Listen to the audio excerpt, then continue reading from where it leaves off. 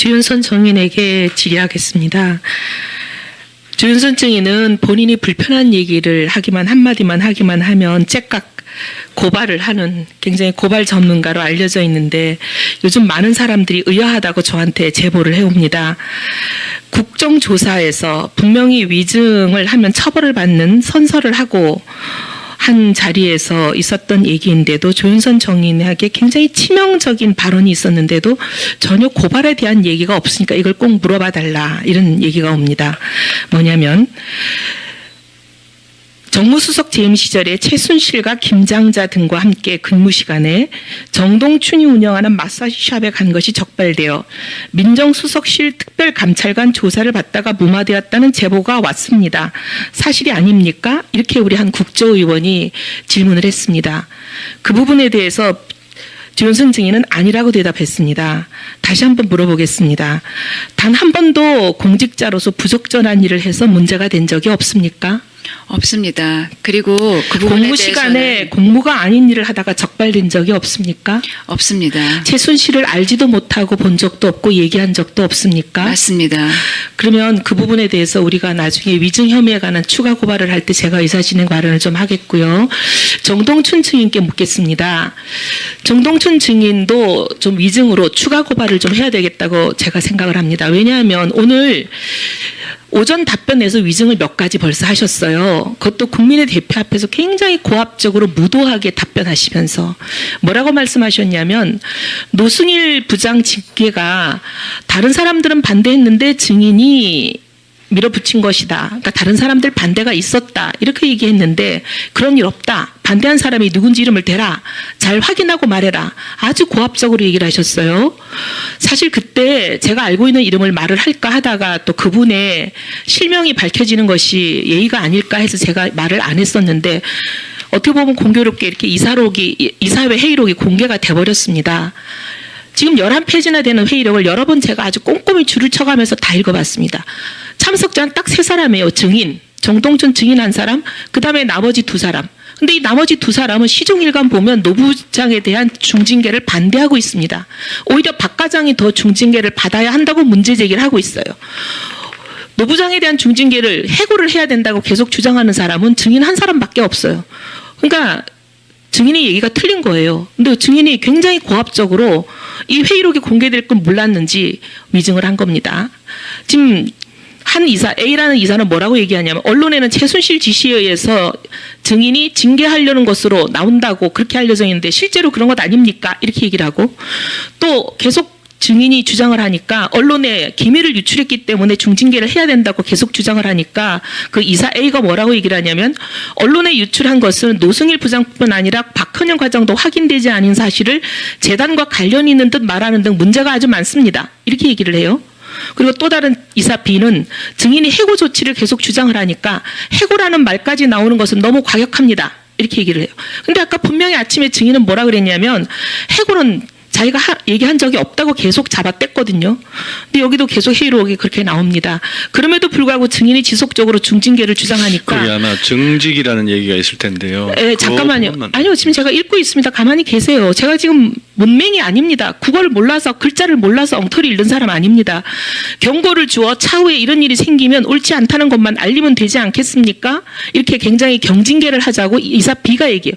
A, B, 박 2사람밖에 없어요. 2사람이 이렇게 반대하는데 본인이 한 거 맞아요. 그러니까 본인이 아침에 위증한 거 확실하고요. 그 다음에 2번째 문제. 회의록이 조작됐다고 계속 얘기를 오늘 하루 종일 하고 계시잖아요. 근데 그 부분에 대해서 아까 우리 존경하는 최교일 의원님 말씀하실 때도 뭐라고 자꾸 얘기를 하냐면 본인은 있지도 않았는데 자기들끼리 그냥 조작해서 만들었다. 근데 본인이 있지 않는 데서 하는 회의인 것이 밝혀지고 있어요. 거기 회의록에 보면 9페이지 하단부터가 본인이 조작됐다고 얘기하시는 부분인데 어떻게 시작하는지 읽어드리겠습니다. 지금부터 논의하는 안건은 정관제 29조에 의해서 의결 제척 사유가 있기 때문에 정동춘 이사장 본인에 대한 안건이기 때문에 정동춘 이사장 본인은 제외하고 다른 사람이 임시의장을 맡아서 진행하도록 한다 하고 그 다음부터는 정동춘 이사장을 배제하고 시작하고 있어요. 당연하죠. 정동춘 이사장을 해임하는 결의안인데.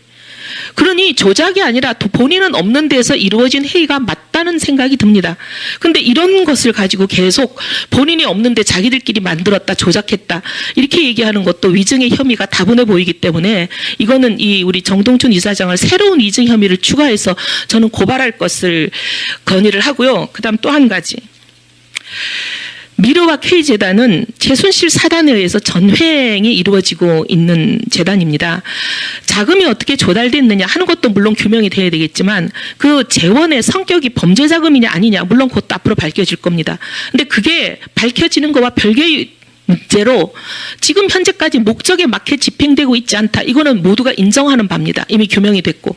그렇기 때문에 저는 이 두 재단이 집행이 지금부터 즉각되지 않도록 이 두 재단에 대해서 모든 활동 중지시키는 집행정지 가처분을 요청을 해서 우리 위원회의 의결로 이것을 당장 중지시켜야 된다고 생각합니다. 자금이 지금부터는 1원 한 푼도 집행이 되지 못하게. 이것을 우리 위원장님께 우리 위원회 의결로 의결해 주실 것을 부탁드리겠습니다. 예, 존경하는 이혜원 의원님 수고 많이 했습니다.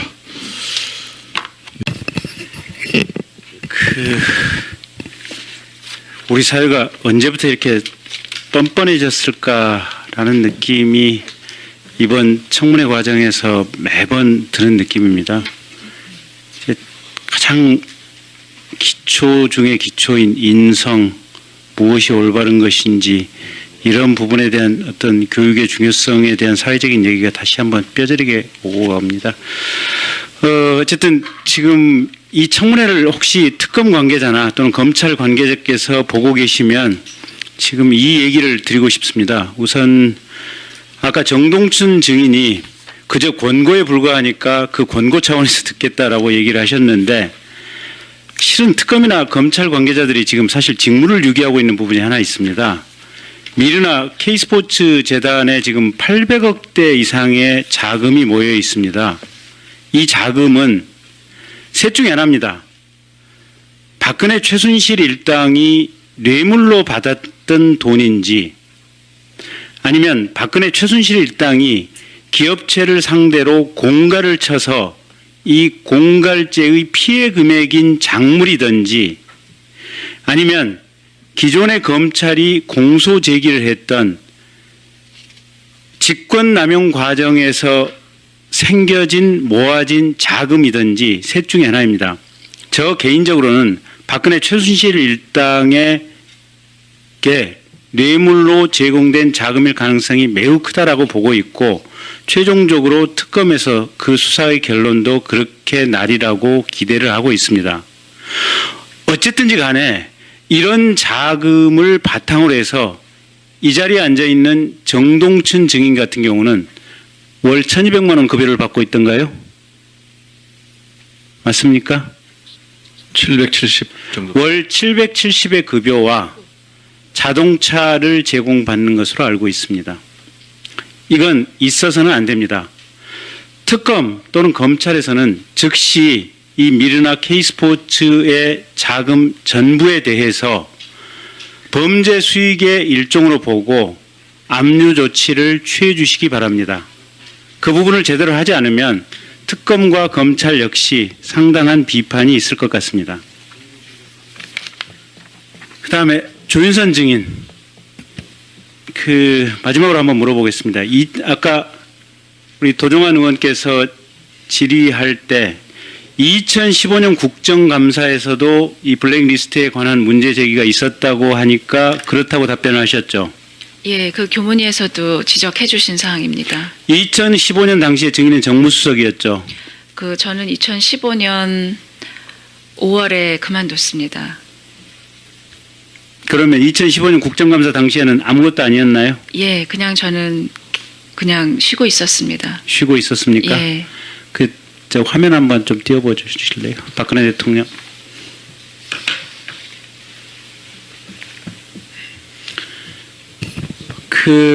아까 이제 어느 네티즌께서 저에게 카카오톡으로 보내주신 사진입니다. 저게 뭐냐면 박근혜 대통령이 후보 시절에 이제 조윤선 이제 증인께서 박근혜 대통령의 장점을 모 종편 프로그램에 나가서 이렇게 쭉 설명을 한 내용입니다.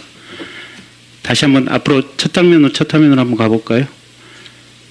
박근혜 대통령 애국심으로 가득 차 가까이에서 본 박근혜 대통령. 다음 페이지로 한번 가보시죠. 박근혜 한결같고 공명정대한 인물이다. 다음 페이지 한번 가보시죠.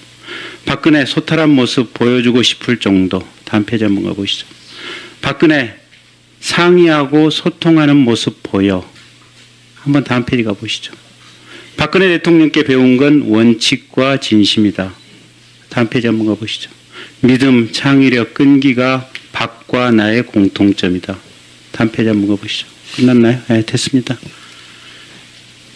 저는 저 얘기를 드리고 싶습니다. 그러니까 2015년도 국정감사에 조윤선 증인이 무관이었다면, 아무 직책이 없었다면 뭐 그 점에 대해서는 조윤선 증인 본인을 탓할 수는 없을 겁니다.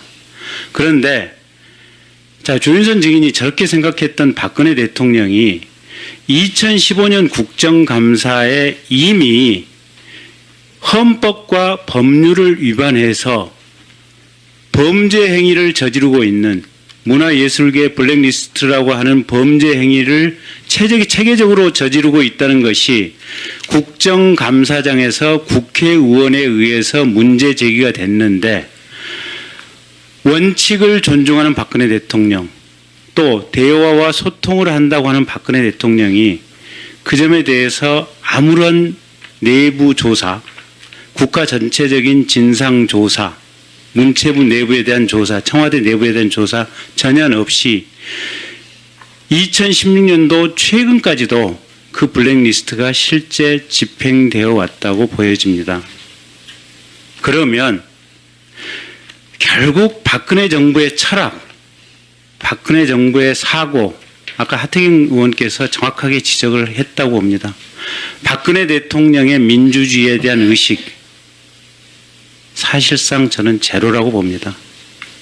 그런데 그런 박근혜 대통령을 저런 수사로서 당선시키는데 일조를 했던 우리 조윤선 증인, 또 문체부 장관이 돼서도 그와 같은 국회의 꾸준한 문제 제기에 대해서도 제대로 파악도 하지 못하고, 심지어는 본인이 정무수석으로 재직하고 있을 당시에 밑에 있던 부하 비서관 2명이 곧 영장이 청구되는 것으로 알고 있습니다.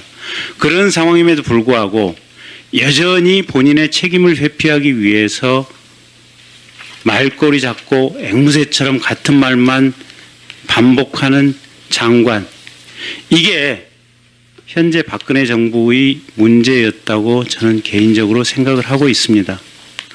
그런 장관들의 자세, 철학, 또 그런 대통령의 통치 철학, 정치 철학이 지금의 2017년의 대한민국을 이 모습으로 이끌어왔다라고 생각을 하고 있고, 앞으로 수개월 내에 있을 대통령 선거에서 우리 국민들께서 정말로 심사숙고해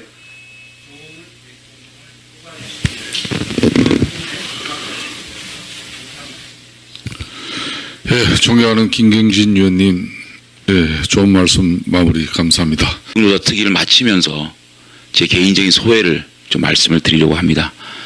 저는 이번 국정조사 특위에 임하면서 꼭 4가지를 반드시 밝히고 싶었습니다.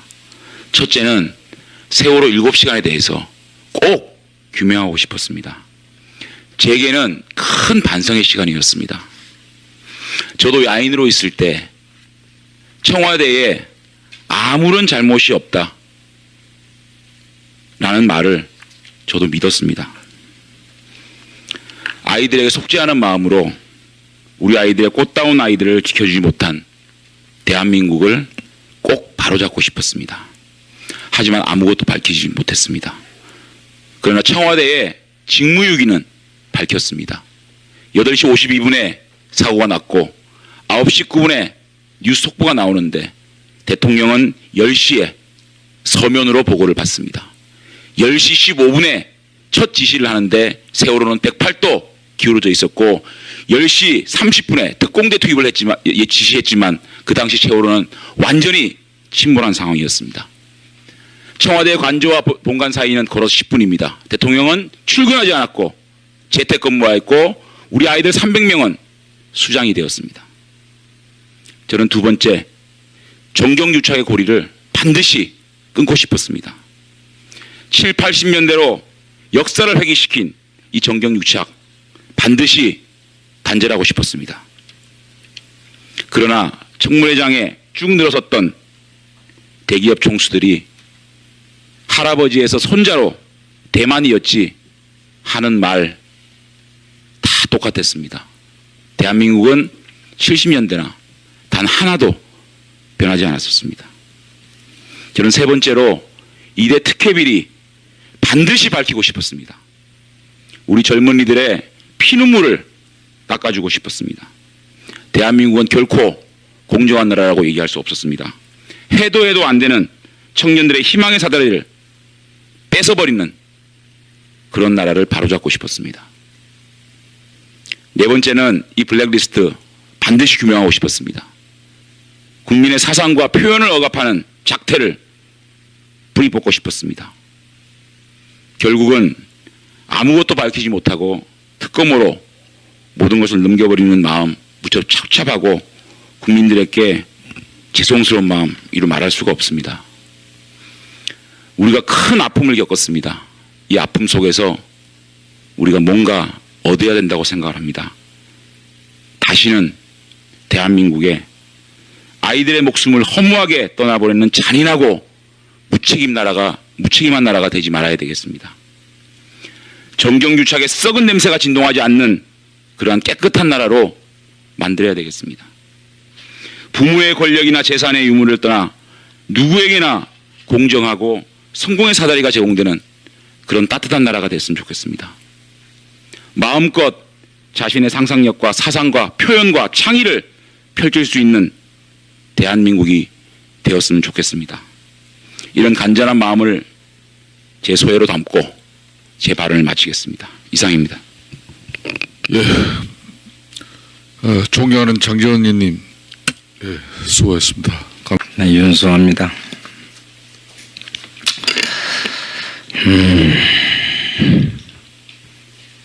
착착합니다.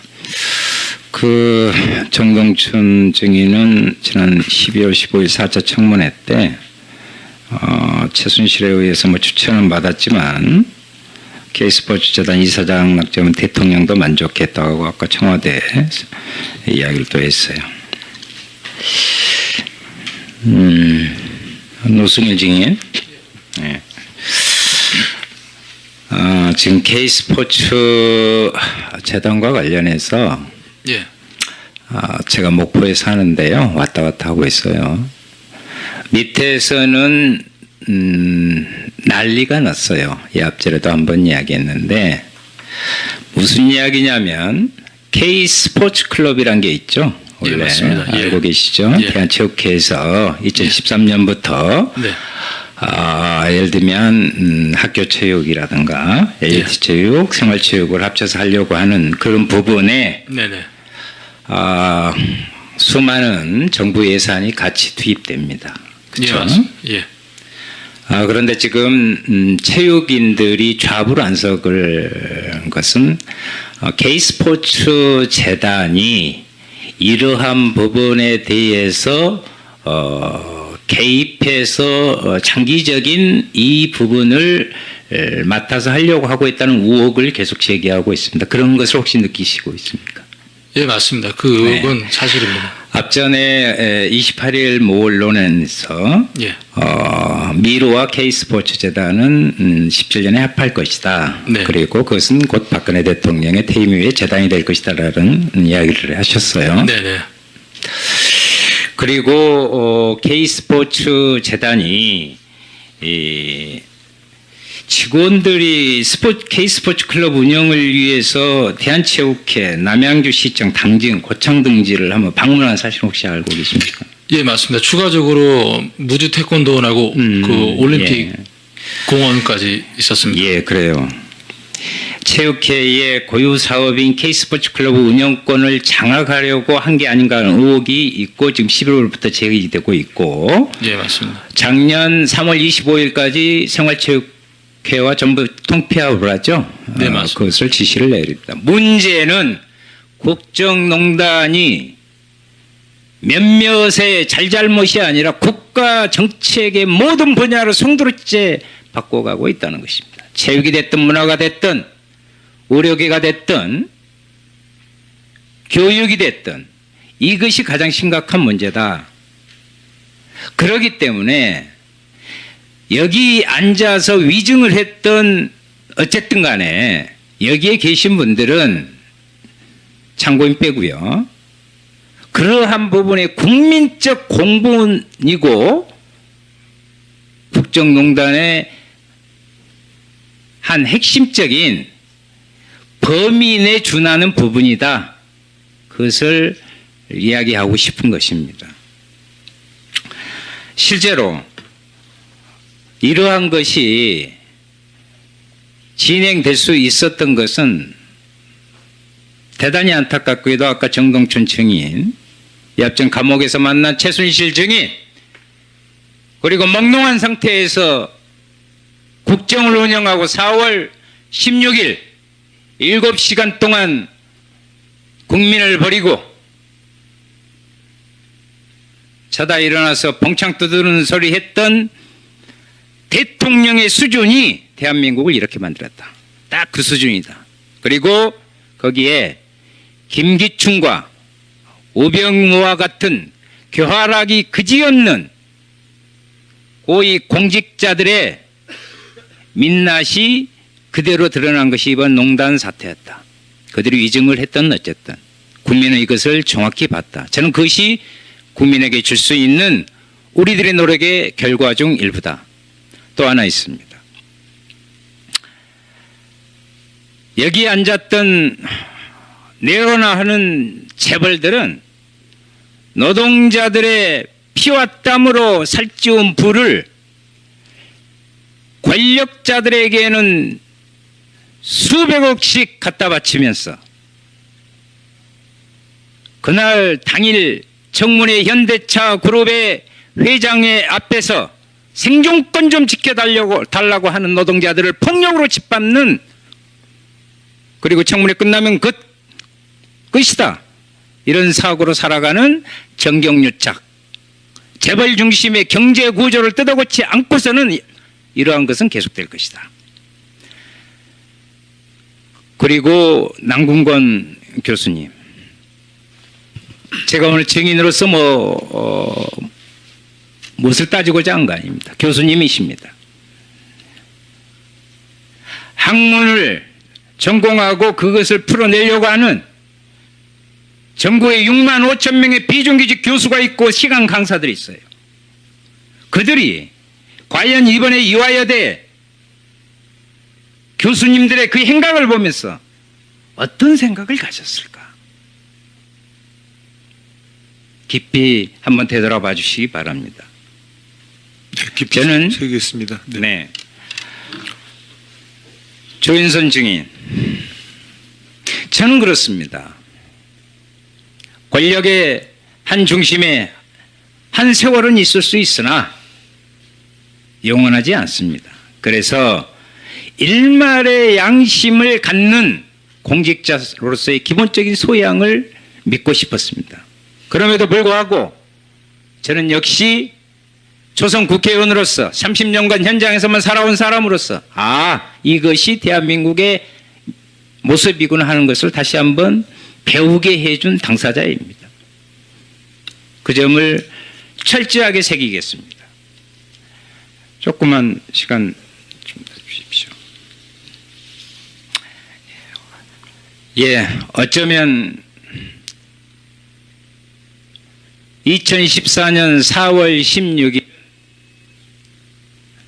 대한민국에게 새로운 사회를 요구하고 있었는지 모릅니다. 대통령은 나라와 국민을 버렸지만 다시 국민은 세계의 역사상 유례없는 촛불로서 이 나라를 다시 세워냈습니다. 끝이 아닙니다. 이제 저는 새로운 출발입니다. 저 깊은 물속에 잠겨있는 세월호를 온전히 인양하고 미수습자를 수습하고 진상을 규명하고 책임자를 처벌함. 이 첫 출발에 대한민국의 미래 여부가 가늠된다 이렇게 생각합니다. 이번 국정조사가 그 출발점이 돼서 새롭고 정의로운 나라를 만드는 우리 모두가 되었으면 좋겠습니다. 네, 윤수아 의원님, 네, 수고 많으셨습니다. 존경하는 이혜원 의원님 수고 많으셨습니다.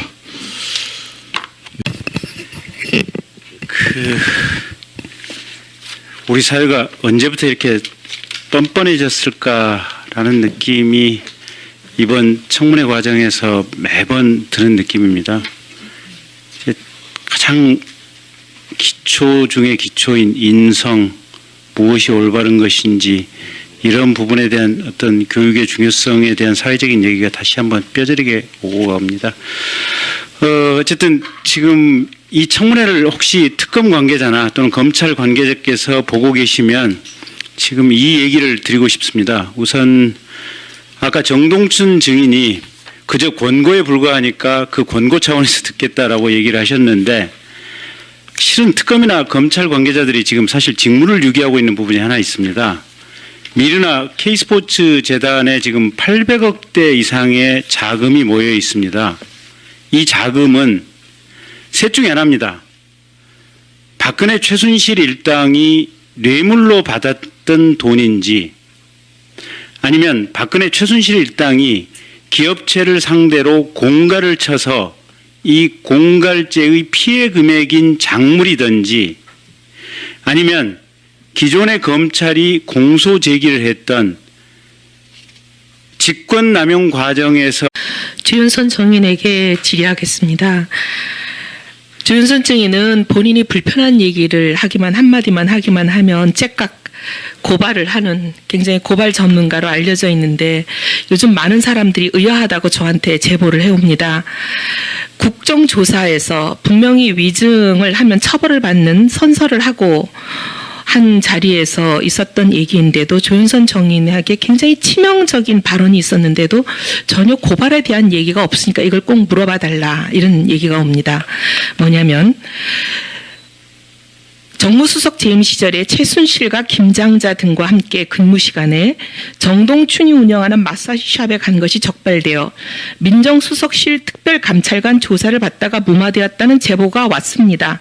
사실이 아닙니까? 이렇게 우리 한 국조의원이 질문을 했습니다. 그 부분에 대해서 주윤선 증인은 아니라고 대답했습니다.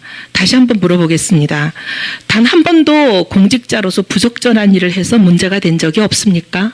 없습니다. 그리고 그 부분에 공무 시간에 대해서는 공무가 아닌 일을 하다가 적발된 적이 없습니까? 없습니다. 최순실을 알지도 못하고 본 적도 없고 얘기한 적도 없습니까? 맞습니다.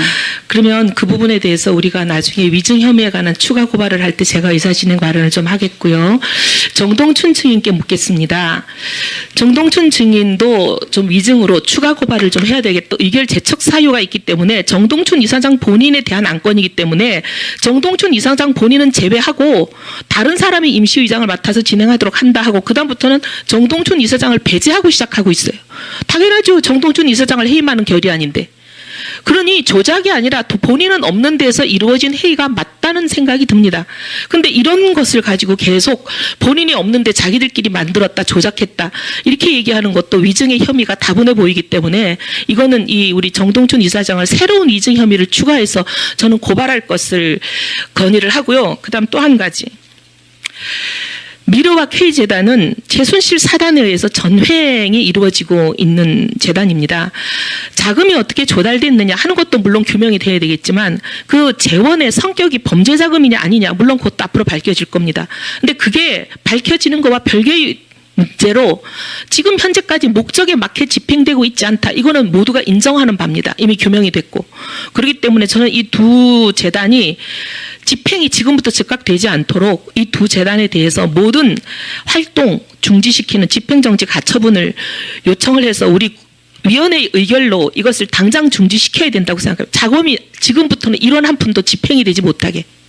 이것을 우리 위원장님께 우리 위원회 의결로 의결해 주실 것을 부탁드리겠습니다. 예, 라고 제가 생각을 합니다. 왜냐하면 오늘 오전 답변에서 위증을 몇 가지 벌써 하셨어요. 그것도 국민의 대표 앞에서 굉장히 고압적으로 무도하게 답변하시면서 뭐라고 말씀하셨냐면 노승일 부장 징계가 다른 사람들은 반대했는데 증인이 밀어붙인 것이다. 그러니까 다른 사람들 반대가 있었다. 이렇게 얘기했는데 그런 일 없다. 반대한 사람이 누군지 이름을 대라. 잘 확인하고 말해라. 아주 고압적으로 얘기를 하셨어요.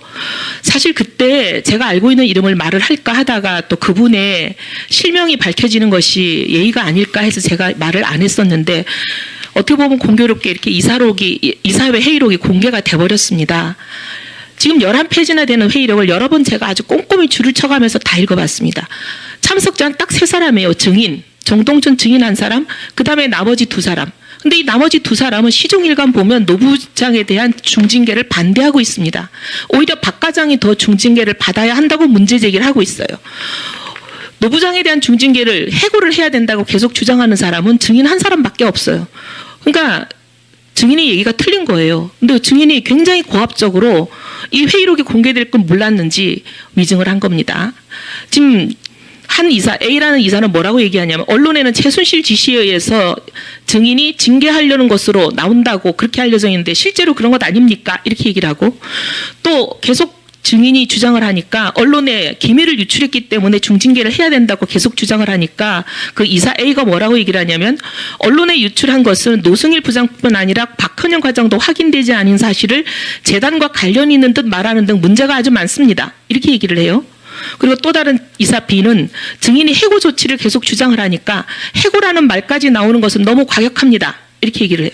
근데 아까 분명히 아침에 증인은 뭐라 그랬냐면 해고는 자기가 얘기한 적이 없다고 계속 잡아댔거든요. 근데 여기도 계속 회의록이 그렇게 나옵니다. 그럼에도 불구하고 증인이 지속적으로 중징계를 주장하니까. 그게 아마 증직이라는 얘기가 있을 텐데요. 네, 잠깐만요. 아니요, 지금 제가 읽고 있습니다. 가만히 계세요. 제가 지금 문맹이 아닙니다. 국어를 몰라서 글자를 몰라서 엉터리 읽는 사람 아닙니다. 경고를 주어 차후에 이런 일이 생기면 옳지 않다는 것만 알리면 되지 않겠습니까? 이렇게 굉장히 경징계를 하자고 이사 B가 얘기해요. A, B, 박 2사람밖에 없어요. 2사람이 이렇게 반대하는데 본인이 한 거 맞아요. 그러니까 본인이 아침에 위증한 거 확실하고요. 그다음에 2번째 문제. 회의록이 조작됐다고 계속 얘기를 오늘 하루 종일 하고 계시잖아요. 근데 그 부분에 대해서 아까 우리 존경하는 최교일 의원님 말씀하실 때도 뭐라고 자꾸 얘기를 하냐면 본인은 있지도 않았는데 자기들끼리 그냥 조작해서 만들었다. 근데 본인이 있지 않는 데서 하는 회의인 것이 밝혀지고 있어요. 거기 회의록에 보면 9페이지 하단부터가 본인이 조작됐다고 얘기하시는 부분인데 어떻게 시작하는지 읽어드리겠습니다. 지금부터 논의하는 안건은 정관제 29조에 의해서